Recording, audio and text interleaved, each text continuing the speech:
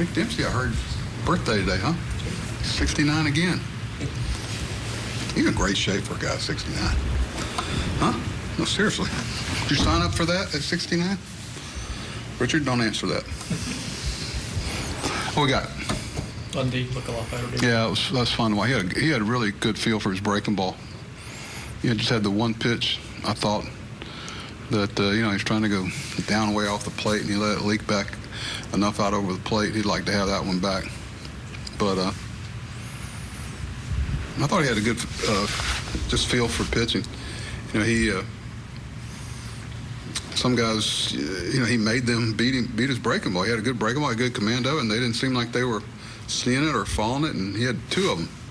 That's really happy for Dylan. Almost took him out after the fifth inning just to get him a positive note, but he seemed to be getting a little better as the game went on. How do you explain him having that good of a breaking ball this time out after everything that he's kind of been through over the past months? I explain it by Dylan. Dylan's got a different moxie, I'm telling you, than a lot of people you come across. He just, he's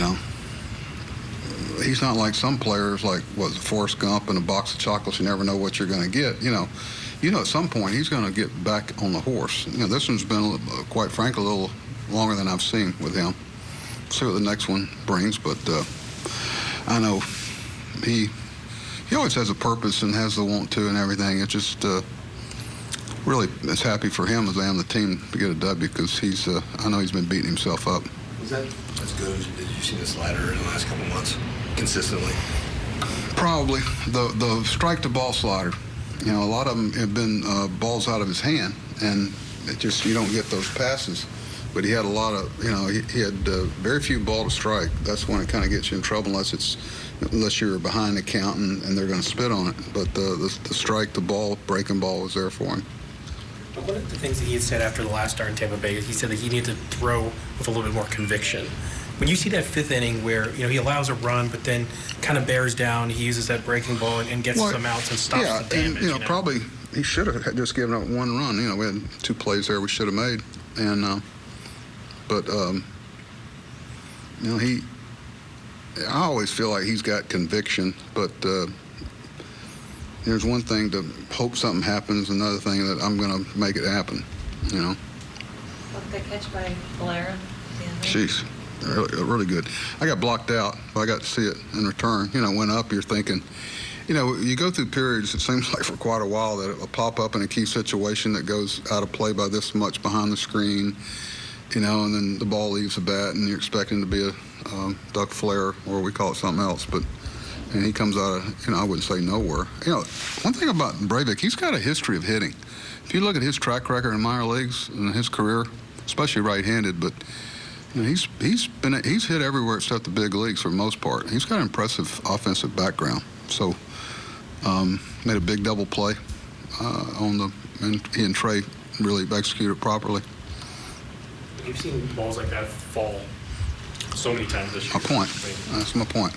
That leaves the bat, and you go, and I'm sure there's some that we've had like that, but I think big play in the first is one of those things that just doesn't go noticed, or not necessarily noticed, but analyzed is you got a first and second slow developing ground ball, and Villar's got enough foot speed that they had to go across the diamond, which was another run. Because he's at second instead of first and third. That's what that does. It lets you have two runs on backspace hit instead of one. But, we got to quit getting doubled off on line drives to the infield. That can't happen. On another subject, I should have asked this before the game, but did you have any official word on Hayes' surgery? I know he tweeted out that it went well. Well, Brian just said that everything they thought they were going to do and find, and there was no surprises, and they expect a full recovery, and kind of good that he got it done now and gets it behind him. Like I said before, it's just one of those years. I think maybe I said it at the Rock in the pregame show that it's like it's been something with him the whole year. It's been frustrating because before this year he had one of the best minor league seasons of anybody in baseball. You could put it up against anybody, so it's there. It seems like there's been so many challenges for him this year. I'm hoping, sure he's feeling like this is the way you wipe the slate clean from 2018 and get back to where he was in 17. What about the job that Givens did? The game was in danger of getting away from you, and he really clamped it down in the eighth. Yeah, Mike was solid. He'll be frustrated with the leadoff walk, but it's actually one of those pitches could have been called a strike, but no, it's outstanding. Mike, little by little, he's just trying to build that trust. Where once again, it's not the Forrest Gump box of chocolates that you got an idea what you're going to get. That's all. These guys are trying to develop some trust. Paul takes a step or two forward and one back. He just, I'm hoping they grow from this. He's 26. Mike's 28, 29. It's a process.